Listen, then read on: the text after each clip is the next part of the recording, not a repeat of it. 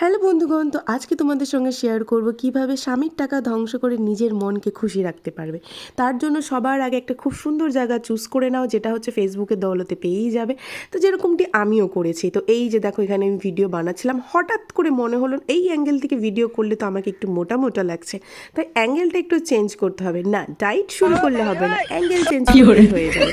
এই দেখো, প্রাকৃতিক পরিবেশটা এতটা সুন্দর, একটু তো ক্যালমা দেখাতেই হবে, একটু তো রিলস বানাতেই হবে। আর আজকে তোমাদের সঙ্গে শেয়ার করবো আমার ইনস্টাগ্রামের প্রথম অনেকটা ভিউ যাওয়া একটা শিব ঠাকুরের, যেটার জন্য একটু লাস্টে ওয়েট করতে হবে।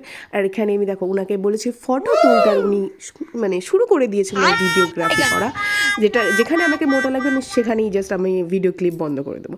এই যে ওয়াইটা ছিল, উফ মাই গুডনেস, অসাধারণ একটা ওয়াই আমি খেয়েছিলাম। আর কফিটা সত্যি দারুণ।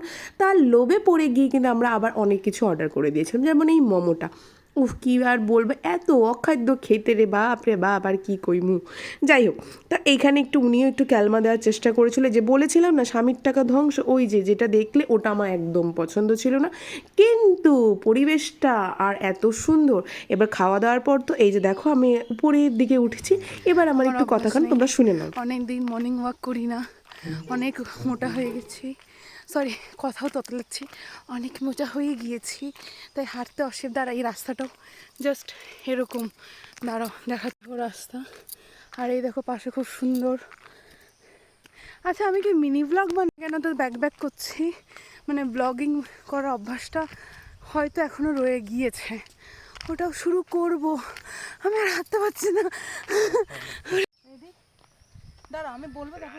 তো এইখানে আমি ওনাকে বলছিলাম আমি এরকম করব, আমার একটা ভিডিও নিয়ে নাও। দেখো, জীবনে আর কিছু পছন্দ করো না করো, একটা পছন্দের মানুষকে কিন্তু বিয়ে করতে হবে, যে কিনা তোমার সমস্ত আবদার মানবে, যার মধ্যে কোনো ধরনের কিন্তু অ্যাটিটিউড হলে চলবে না, যে তোমার সব আবদার পূর্ণ করবে, সেরকম একটা ছেলেকে কিন্তু বিয়ে করতে হবে। কিন্তু ভীষণ সুন্দর, একদম নিরিবিলি। আর তার মধ্যে কতটা রিসর্টটা দেখাতে পারলাম যেন, ওই যে টাটা বাই বাই রিসর্ট, মানে সরি রিসর্ট না, অ্যাকচুয়ালি হোমস্টে বলো, তারপরে ক্যাম্পিং বলো, সব কিছুই হয় এখানে। ফুড তো আছেই, তোমাদেরকে দেখালাম। তার মধ্যে যেটা ভালো লেগেছিলো বাই বাই আর কফিটাই, মানে আমাদের খুব ভালো লেগেছে। বাদবে কি মোমোটাইজ ওকে ওকে, পিছনে গাড়ি নিয়ে আসছে যদি। তো আজকের দিকে কি মিনি ব্লগটা শুরু করব ভাবছি, দেখা যাক, দাঁড়াও। হ্যাঁ, ঠিকই ধরেছ, ঠিক ওই দিন থেকেই কিন্তু মাথার মধ্যে ঘুরছিল আমার একটা চ্যানেল খুলতে হবে, যেটা অলরেডি খুলে দিয়েছি। তোমাদের আশীর্বাদে ভালোবাসা চ্যানেলটা খুব ভালো যাচ্ছে, আরও এরকম আশীর্বাদ ভালোবাসার প্রয়োজন। আর রাস্তাটা দেখতে পাচ্ছ তোমরা কী অবস্থা রয়েছে, উফ কী যে আর বলবো, কিছু বলার না। আর এইখান থেকে কিন্তু ওই যে মন্দিরটা যাওয়ার কিন্তু আমার অনেক ইচ্ছা ছিল, আর দেখো কতটা সুন্দর লাগছে। তো বলতে বলতে কিন্তু আমরা মন্দিরে চলে এসেছি।